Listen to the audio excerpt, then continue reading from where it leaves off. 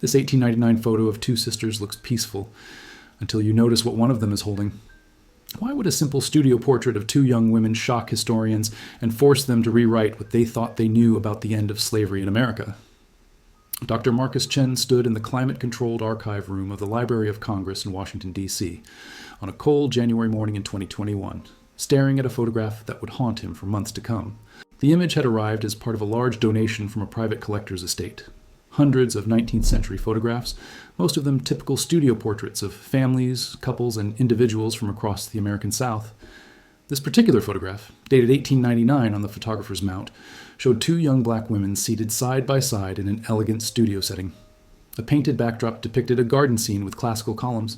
The women wore identical high-necked white blouses with delicate lace collars and long dark skirts. Their hair was styled in the Gibson girl fashion popular at the turn of the century, swept up in soft pompadours. Both women had the same distinctive features: high cheekbones, expressive eyes, and a subtle resemblance that suggested they were sisters. The photograph appeared unremarkable at first glance. Studio portraits like this were common in the late 1890s, when photography had become affordable enough that middle-class families could afford professional sittings. The women looked prosperous, dignified, and calm. Everything about the image suggested success and stability. But something about their expressions made Marcus pause. The woman on the left, who appeared to be the elder of the two, perhaps 20 years old, met the camera's gaze directly with a look that seemed almost defiant. Her posture was rigid, her shoulders squared as if she were preparing for battle rather than sitting for a portrait. The younger woman, probably 18, sat with her hands folded in her lap, her face turned slightly toward her sister. There was tension in the set of her jaw, a tightness around her eyes that didn't match the peaceful studio setting. Marcus had spent 15 years studying post-Civil War photography, learning to read the subtle details that revealed the truth behind posed images. He had examined thousands of portraits from this era, learning to distinguish between the normal stiffness required by long exposure times and the kind of tension that suggested deeper emotional undercurrents. Something about this photograph felt profoundly wrong, though he couldn't yet articulate what bothered him. The women's body language suggested they were braced for something, holding themselves with a kind of vigilant stillness that went beyond the normal requirements of 19th century portrait photography. Their eyes, even in the faded sepia tones, held a watchfulness that seemed out of place in a formal studio setting. This wasn't the relaxed dignity of people celebrating an achievement or marking a special occasion. This was the alertness of people who lived in constant awareness of danger. Marcus carefully turned over the photograph's mounting board. The photographer's stamp read, Hartwell Portrait Studio, Lexington, Kentucky, Esteems, 1887. A handwritten notation in faded ink said simply, The Sisters, October 1899. No names, no other context, no explanation of who these women were or why their portrait had been taken. He logged the image into the archive system and flagged it for high-resolution scanning. The Library of Congress had recently acquired scanning equipment capable of capturing extraordinary detail, technology that could reveal elements invisible to the naked eye, details that the original photographer might not even have noticed. Marcus had learned over the years that the most important historical discoveries often hid in plain sight, waiting for someone with the right tools and the right questions to look closely enough to see what was really there. He had no idea that this routine cataloging decision would lead him to one of the most disturbing discoveries of his career. 3 weeks later, Marcus received notification that the high-resolution scan was complete. He had thought about the photograph of the two sisters several times in the intervening weeks, that sense of unease returning whenever the image crossed his mind. But the demands of other projects had prevented him from dwelling on it. Now, settling at his computer with his morning coffee, he opened the digital file and felt that inexplicable disquiet flood back immediately. He began his examination systematically, as he always did, zooming in on different sections of the image to note details for the permanent record. The studio backdrop was typical of the era, mass-produced painted canvas depicting an idealized garden setting with Greco-Roman architectural elements that suggested refinement and classical beauty. The women's clothing, though simple in style, showed evidence of quality fabric and skilled tailoring. The white blouses were starched and pressed, the lace collars handmade. Their jewelry was minimal but meaningful. The elder sister wore a small silver cross on a thin chain, while the younger had a simple band on her right hand. Marcus zoomed in on their faces, studying the subtle details of their expressions. The elder sister's direct gaze into the camera lens was unusual for the era, when women were typically photographed with downcast or averted eyes to suggest modesty and propriety. This woman looked straight ahead with an intensity that seemed to challenge the viewer. Her lips were pressed together in a thin line, and there was something in the set of her eyebrows that suggested both determination and barely contained anger. The younger sister's expression was different, but equally unsettling. Her eyes were cast slightly downward, but not in modesty. There was a wariness in her face, a careful blankness that seemed designed to conceal rather than reveal emotion. It was the expression of someone who had learned to hide what they were feeling to present an acceptable facade while guarding their true thoughts. Then Marcus zoomed in on the younger sister's lap, where her hands were folded demurely over her dark skirt, and his breath stopped. At 50 times magnification, what had appeared to be shadows in the fabric and the natural draping of the young woman's hands revealed itself to be something else entirely. The younger woman's right hand was positioned carefully over her left, and between her fingers, barely visible against the dark material of her skirt, was the edge of something that caught the light. Marcus adjusted the contrast and brightness, his heart beginning to pound as the object became clearer. It was a blade, a small dagger or knife, no more than 4 inches long, with what appeared to be a bone or ivory handle. The younger sister was gripping it between her fingers, holding it flat against her thigh, where it would be invisible to casual observation, but ready to be drawn at a moment's notice.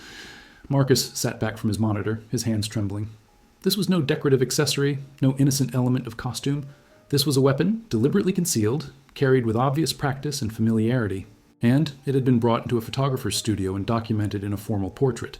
The question that had started his investigation, why would this photograph shock historians, suddenly had a partial answer. But that answer only raised more urgent and disturbing questions. Why did these young women need a hidden weapon? What were they protecting themselves from?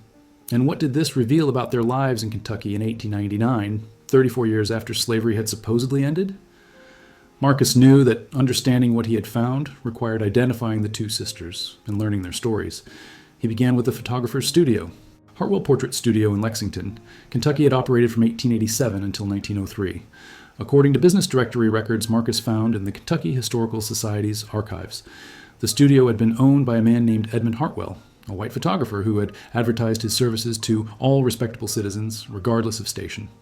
That phrase, regardless of station, was significant.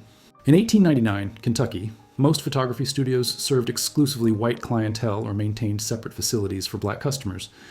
A studio that openly advertised its willingness to photograph black clients was unusual enough to be noteworthy, and it suggested that Hartwell might have kept records of his black customers that other studios would have ignored or discarded. Marcus contacted the Lexington Public Library's Special Collections Department, explaining what he was looking for. A librarian named Janet Foster responded with unexpected news. The library held a collection of Edmund Hartwell's business records, including appointment books and some customer receipts, donated by Hartwell's granddaughter in the 1970s. 2 weeks later, Marcus was in Lexington, sitting in the library's reading room with 3 leather-bound appointment books spread before him. The entries for October 1899 showed a steady stream of customers, families, individuals, couples preparing for weddings. On October 14th, 1899, an entry read, 10:30 a.m., portrait sitting, 2 subjects, special arrangement, payment received in advance. The cryptic notation, special arrangement, appeared only a handful of times in the appointment books Marcus examined. Most entries simply listed the customer's name and the type of portrait requested. But this entry, and a few others scattered through the years, used this particular phrase. Marcus wondered what it meant. A discount for struggling customers? A favor for someone Hartwell knew personally? Or something else entirely? The breakthrough came from an unexpected source. Janet Foster mentioned that the library also held records from the Lexington Colored Orphan Asylum, an institution that had operated from 1892 to 1915. Providing care for black children whose parents had died or could no longer care for them. Among the asylum's records was a visitor's log, documenting people who came to inquire about children, make donations, or, in rare cases, reclaim children who had been placed there temporarily. In the visitor's log for October 1899, Marcus found an entry that made his pulse quicken. October 15th, 1899. Hannah and Grace, ages 20 and 18, inquired about younger brother Thomas, age 8, placed in asylum care June 1899. Informed that Thomas had been transferred to apprenticeship arrangement. Sisters, visibly distressed, provided no further information per policy. Hannah and Grace, 2 sisters, the right ages, visiting the day after that mysterious portrait sitting. Marcus felt certain he had found them, but the entry raised as many questions as it answered. Why had their younger brother been placed in an orphanage? What was this apprenticeship arrangement he had been transferred to? And why had the sisters been denied information about their own brother? Marcus spent the next week digging through more records, trying to piece together the sisters' story. To understand what had happened to Thomas and why his sisters had been searching for him, Marcus needed to learn about Kentucky's apprenticeship system in the 1890s. He contacted Dr. Angela Roberts, a historian at the University of Kentucky who had published extensively on post-Civil War labor practices in the state. When Marcus explained what he had found, Angela's response was immediate, "You need to come see my research." What you're describing sounds like evidence of one of the darkest chapters in Kentucky's history. 3 days later, Marcus sat in Angela's office, surrounded by file boxes containing records she had spent years collecting from county courthouses across Kentucky. After the Civil War, Angela explained, Southern states found ways to maintain control over black labor despite the 13th Amendment's prohibition of slavery. One of the most insidious methods was the apprenticeship system. She pulled out a stack of legal documents. Kentucky law allowed courts to declare black children orphans, even if their parents were alive, and then apprentice those children to white families or businesses until they reached adulthood. The stated purpose was to provide care and training for destitute children. The reality was forced labor that differed from slavery only in name. Marcus examined the documents Angela spread before him. Court orders, declaring children orphans despite having living parents, apprenticeship contracts that bound children to work without wages until age 18 or 21, testimonies from adults who had been apprenticed as children, describing beatings, starvation, and working conditions identical to slavery. The system targeted families in desperate circumstances, Angela continued. If a parent died, if a family fell into debt, if someone was arrested and couldn't care for their children, the courts could seize the children and apprentice them. And once a child was in the system, getting them back was nearly impossible. The law heavily favored the masters who held the apprenticeship contracts. She pulled out a map of Kentucky with certain areas marked in red. Lexington and the surrounding bluegrass region had particularly aggressive enforcement of apprenticeship laws. Between 1865 and 1900, thousands of black children were apprenticed, many of them to the same plantation owners who had enslaved their parents before the war. Marcus shared what he had found in the asylum records, the notation about Thomas being transferred to an apprenticeship arrangement. Angela nodded grimly. The orphan asylum was often used as a holding facility. Children would be placed there temporarily, then transferred to whoever had requested an apprentice. The families were rarely told where their children were being sent, or given any way to contact them. Angela pulled out one more document, a list of apprenticeship contracts filed in Fayette County, which included Lexington between 1898 and 1900. Marcus scanned through the names, and there it was. Thomas, Negro male child, approximately 8 years of age, apprenticed to Samuel Blackwood, tobacco plantation, Scott County, term until age 21, filed June 1899. Thomas had been sent to a tobacco plantation 30 miles from Lexington. His sisters Hannah and Grace would have had almost no legal recourse to get him back. The apprenticeship contract gave Samuel Blackwood complete control over Thomas until he reached 21. 13 more years of unpaid labor, of childhood stolen, a family separated by a system designed to exploit black children under the thin veneer of legal process. Marcus stared at the document, understanding now the desperation that must have driven Hannah and Grace. They had lost their brother to a system that was slavery in everything but name, and they had been powerless to stop it. Understanding why Hannah and Grace had posed for that photograph, and why Grace had been carrying a concealed weapon, required Marcus to learn more about their own circumstances in Lexington in 1899. He returned to the census records and city directories, this time armed with their names and approximate ages. The 1900 census, taken just months after the photograph was made, listed Hannah and Grace as servants, living in the household of a family named Preston on West Main Street in Lexington. The Preston household consisted of Robert Preston, a tobacco merchant, his wife Elizabeth, and their 3 children. Hannah was listed as a cook, Grace as a housemaid.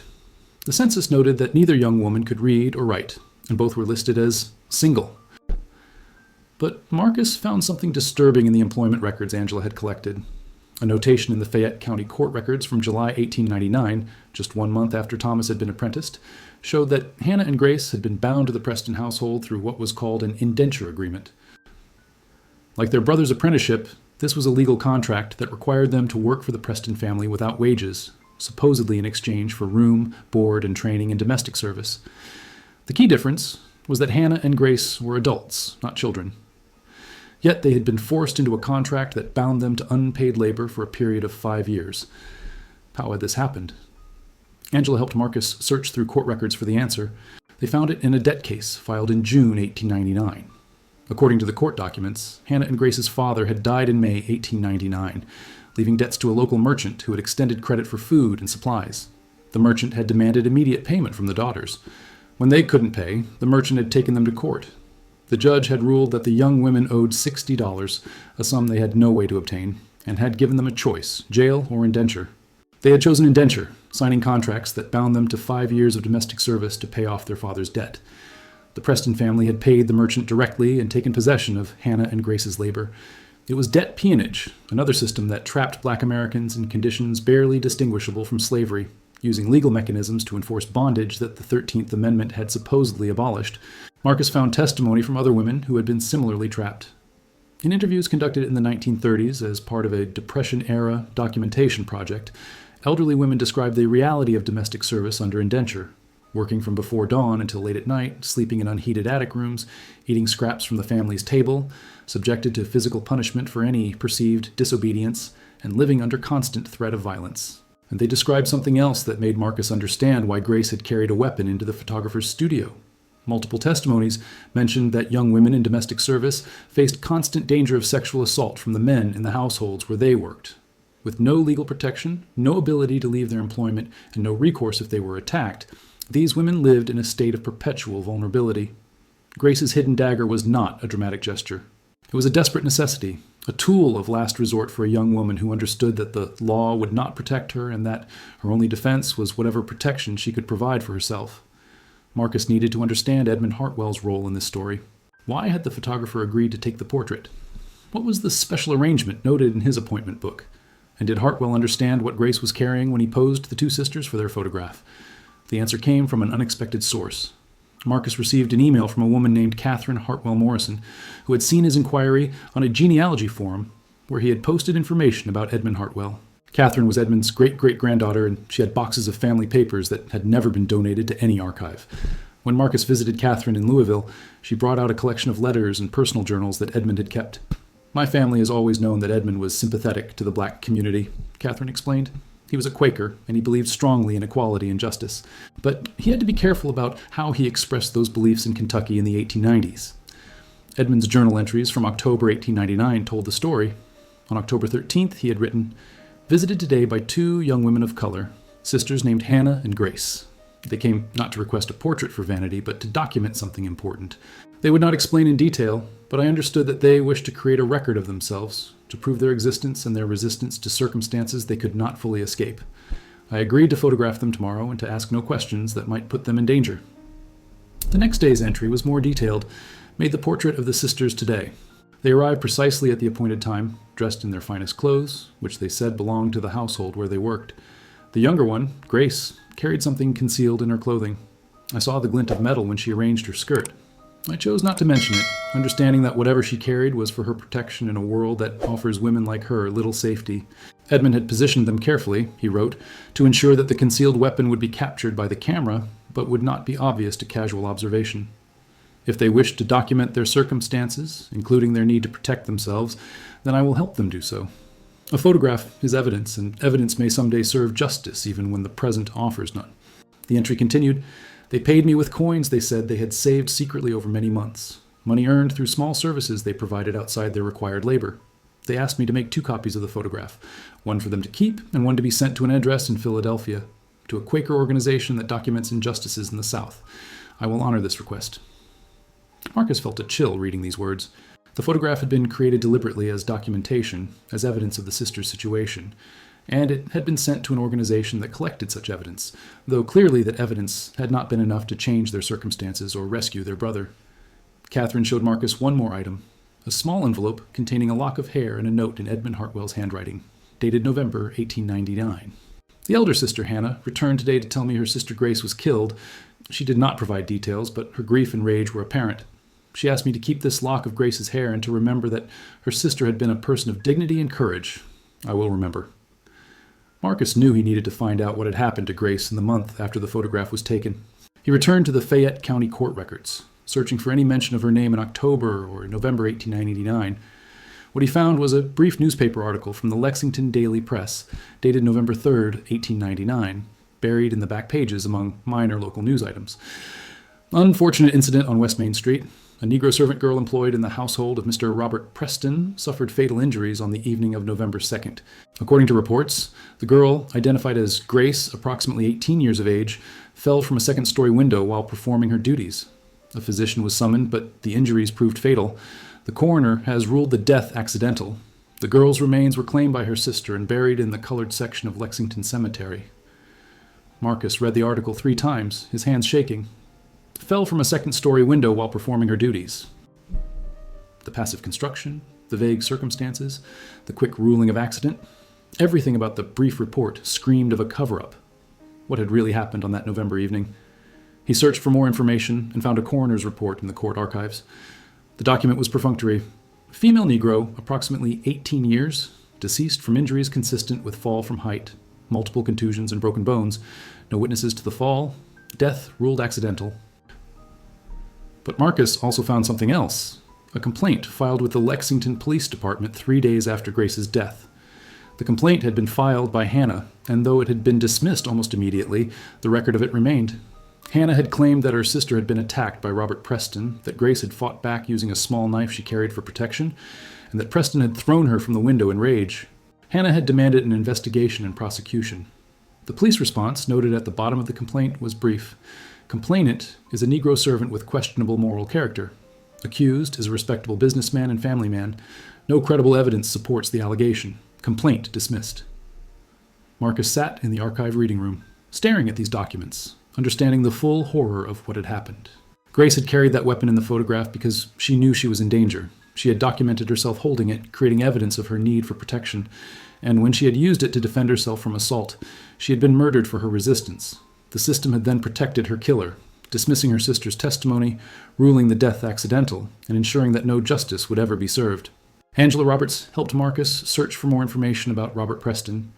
They found that he had continued his tobacco business for years after Grace's death, had served on the Lexington City Council, and had died in 1918 prosperous and respected.